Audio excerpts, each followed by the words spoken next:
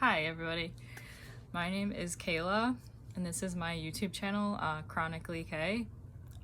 It's where I talk about my mental and my physical, emotional, spiritual, whatever I want to talk about, and then just like, things I like to do, like hobbies and whatnot. So I just wanted to make this video as a part 2 for my video that I did a few months ago about my iron deficiency issues. I wanted to make this video because I've gotten a lot of comments and there's a lot of people asking how I was doing. So I just wanted to make this video just to let everybody know how I'm doing. So I'm trying to think. I can't remember exactly when I made the video. I want to say it was like March. That's when I got checked again for my iron and my ferritin and my hemoglobin, and it was really low, like really low. Like my ferritin was a 3, my hemoglobin was 10, I think 8, 9 or 10. I know it was 8.5 back at like last August, which is pretty low. But anyways, I just wanted to make an update, let you know how I'm doing. So I'll tell you what happened.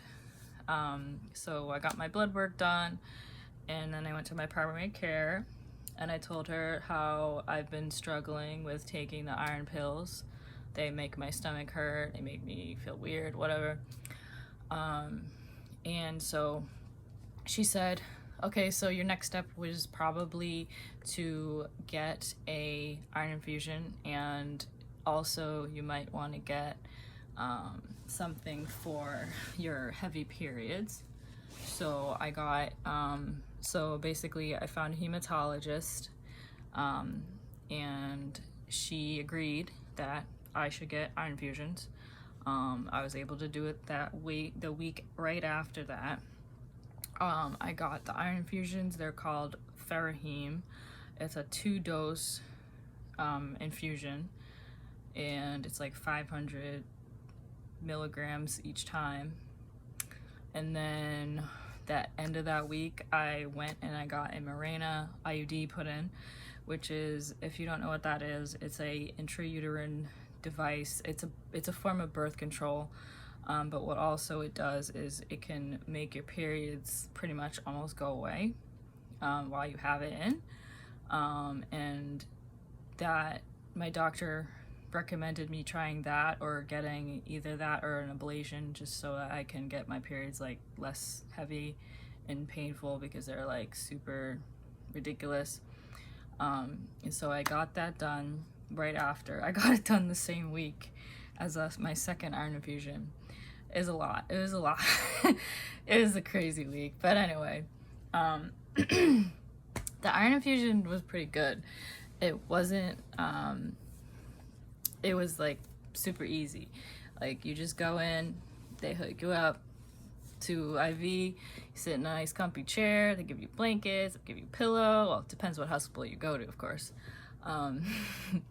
You know, they gave me a TV, like a little screen to look at. I just chilled there. They even gave me snacks, stuff like that. It took about 2 hours because it took time for the prescription to come in, and then they watch you. It takes a half hour to put the iron infusion in, and then a half hour to watch you to make sure that you don't have a reaction. I didn't have a reaction. I didn't have any side effects, anything crazy.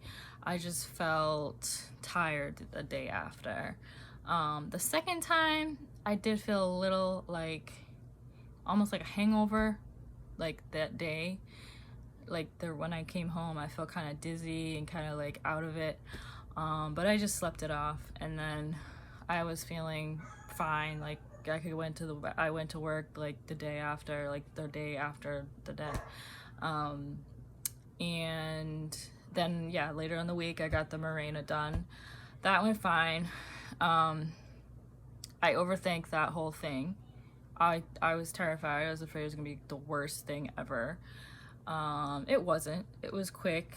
It was very minimal, like pain, like inserting it was like, it just felt like a little cramp to me, but I know everyone's different. Everybody else has a different pain tolerance. I was told that if you've never had children, that it's gonna kill, like it's gonna hurt really bad. It didn't really hurt that bad. The worst pain was the day after. Well, the day it was after I got it done, like right after I got it done, and then the day after, the couple of days after, I just had, you know, just cramps, like period cramps. And then I kind of spotted for like a month and a half, and then my period went away, and then it came back. I got like a little spotting. It just kind of comes, like it's like more on a regular schedule now. Like it's more like every 3.5, 4 weeks. But it's like barely anything. Like it's super, super light. And so I got my follow-up appointment, and my follow-up appointment, she said that everything is good, it's in place. And then I also got my follow-up appointment from a hematologist. It was a couple weeks ago. She said that my iron is up, my ferritin's up, my hemoglobin is up. I don't remember the exact number, like, unfortunately, but I know she said my hemoglobin is 13 now, and it was like 9.8. Now it's like 13, which is good. And then my iron, was it my iron or my ferritin? I think she said my ferritin was like 36 now, and it was a 3. So that's a huge difference. It's not, you know, it's not where I want it to be. Like, I want it to be higher than that. Like, ideally, according to my research I've done, the optimal number is like 125. You don't want it to be too high either, because that can cause problems. But yeah, 100 would be like, okay, if I could get to 100, I'd be like, all right, cool. She did say my B12 went down a little bit. She said my B12 was like in the 200s, where it was in the 300s, I think, before. So she told me to take a supplement. I'm keeping an eye on that, just because I hear like that there's another kind of anemia that you can have where you don't have enough B12, and it messes with it messes with your blood cells. But I'm not too worried about that at the moment. I just picked up a supplement. I'm gonna start that.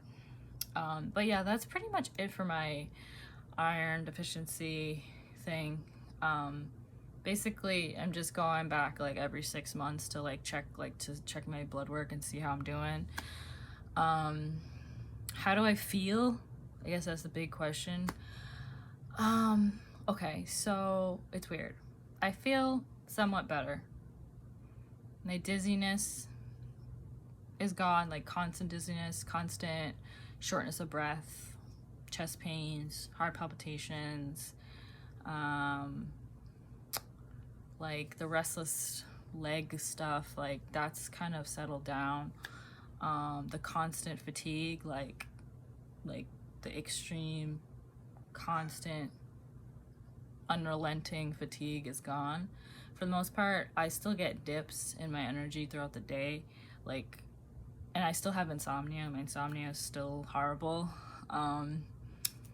It kind of is like, sometimes it's like some weeks I have energy, some weeks I don't. It's just kind of whatever. I've also got I got my thyroid checked just to see if that was a problem. There's nothing wrong. My thyroid's fine. Because I was worried about that. I was like, because I have a family history of hypothyroidism. So I just wanted to check on that, and they said it was fine. Trying to think what else I got checked out.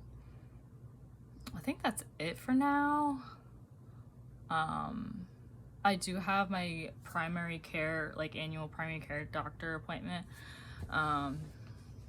And I'll just, tell her stuff, how I'm feeling, whatnot. But there's a lot I've been going through, like mentally, like mental illness wise. Still trying to figure that out.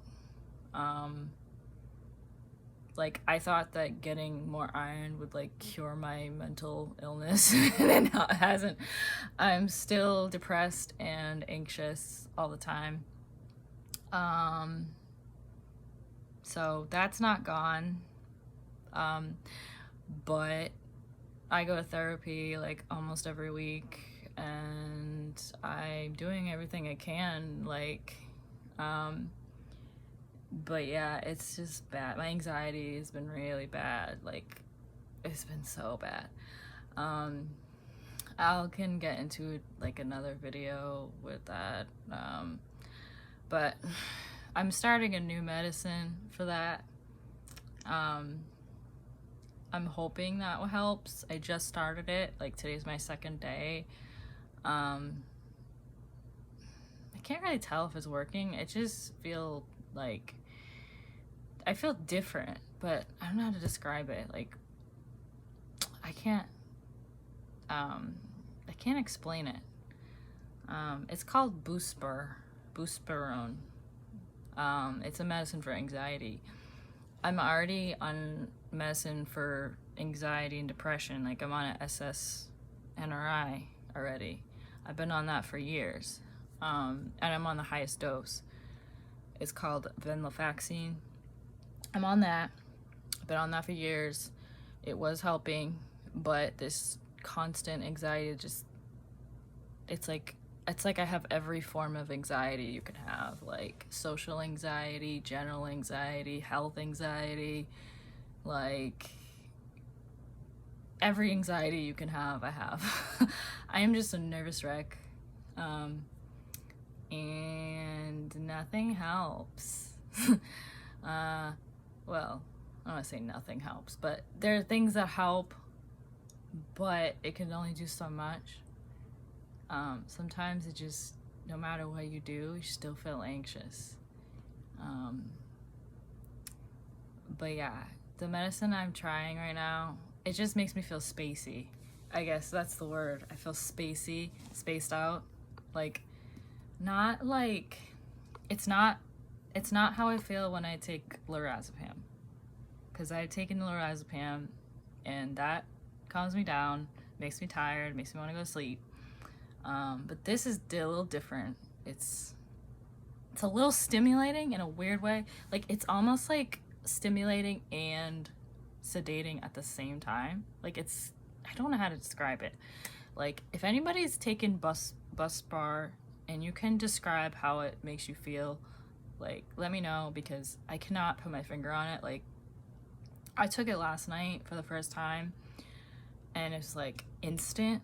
I felt different, and it was like, it was weird. It was like I felt like energy.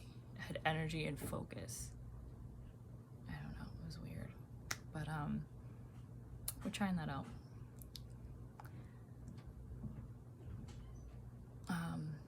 But yeah, I just wanted to touch base with everybody. Thank you for watching the video, following me, commenting, liking, whatever you want to do to support me. I appreciate it, and I appreciate the support that I got for my last video.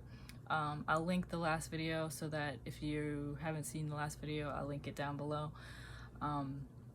But thank you so much for watching this. I hope you guys have a great day.